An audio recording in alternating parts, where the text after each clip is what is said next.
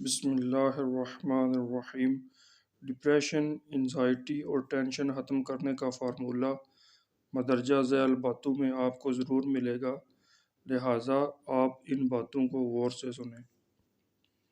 ایک دکاندار کافی بڑی عمر والے بزرگ تھے۔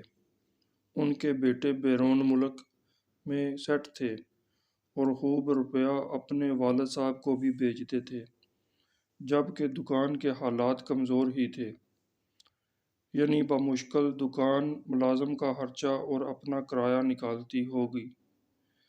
میں نے ان بزرگوں سے کہا کہ آپ دکان چھوڑ دیں اور گھر میں آرام سے موج کریں۔ انہوں نے جواب میں کہا کہ کیا آپ چاہتے ہیں کہ میں گھر چلا جاؤں؟ پورا دن گھر میں ہم بوڑھا بوڑھی لڑتے رہیں۔ اس واقعے میں بہت سبق ہے۔ ہر رشتے کو اور ہر کام کو ایک خاص وقت کے سوا وقت اگر دیں گے تو وہ رشتہ خواہ بیوی ہو، خاوند ہو یا بچے ہوں، ہم سے اکتا جائیں گے اور پھر لڑائی بھی ہوگی۔ اسی طرح اگر زیادہ وقت بیڈ کو دیں گے اور سوتے رہیں گے تو ہمارا جسم درد کرنے لگے گا، ہماری طبیعت بے چین ہو جائے گی۔ اسی طرح اگر موبائل اور ٹی وی کو زیادہ وقت دیں گے تب بھی ہماری آنکھوں کے ساتھ ہمارا دماغ بھی بھاری ہو جائے گا،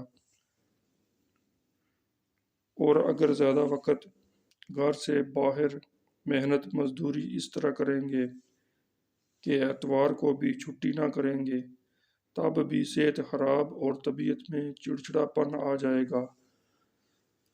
اب سوال یہ ہے کہ کیا کیا جائے؟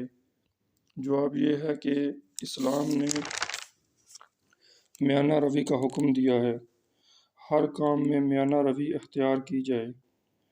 جب ہم میانہ روی کا راستہ نہیں اپناتے تب ہم زندگی کے ہر معاملے میں کہیں فضول خرچی تو کہیں کنجوسی کرتے ہوئے نظر آتے ہیں۔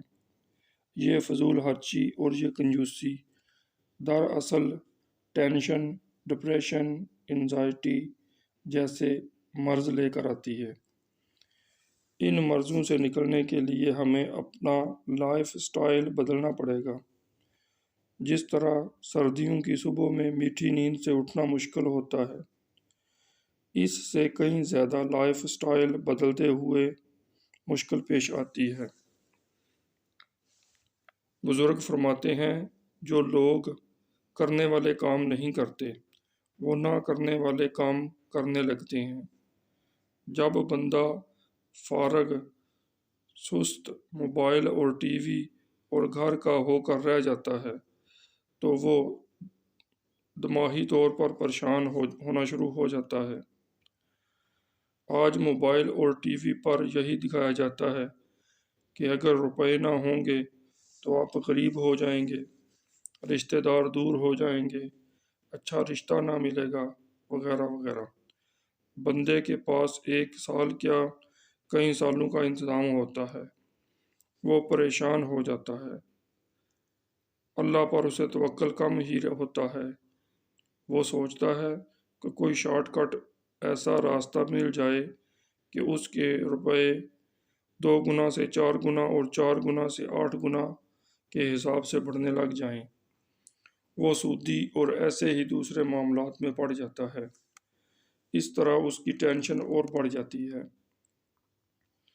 روزہ افطار کرتے وقت اگر میٹھا پانی پیا جائے تو پیاس اور بڑھ جاتی ہے، اور اگر سادہ پانی کا گلاس پیا جائے تو پیاس نہیں بڑھتی بلکہ سکون آ جاتا ہے۔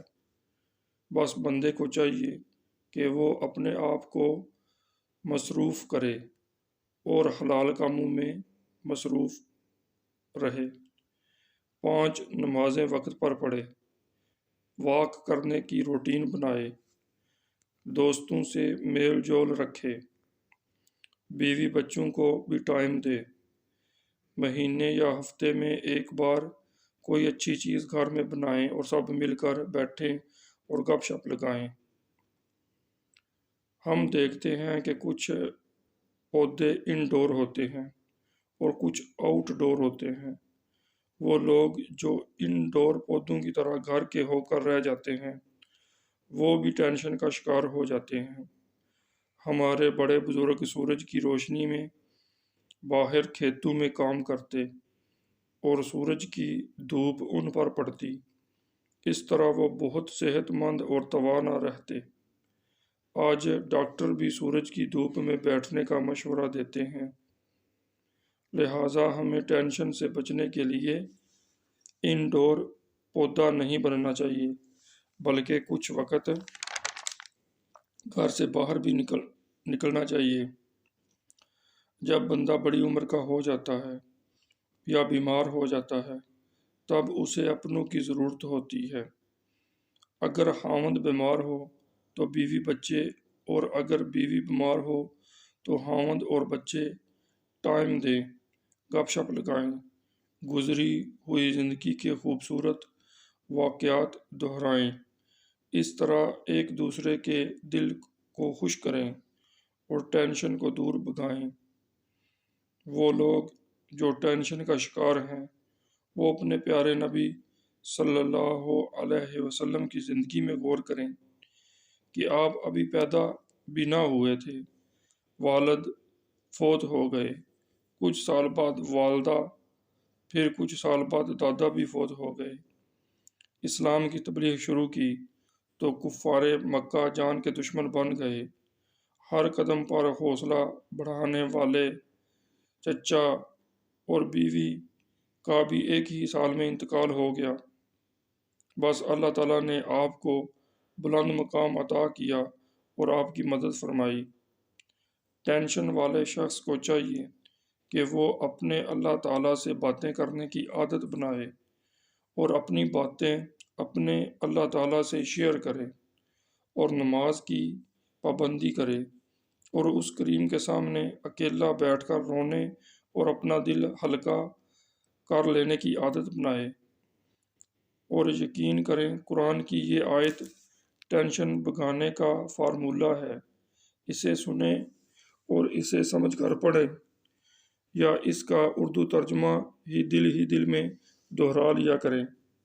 اللہ تبارک و تعالی قرآن پاک میں فرماتا ہے جس کا مفہوم کچھ اس طرح ہے۔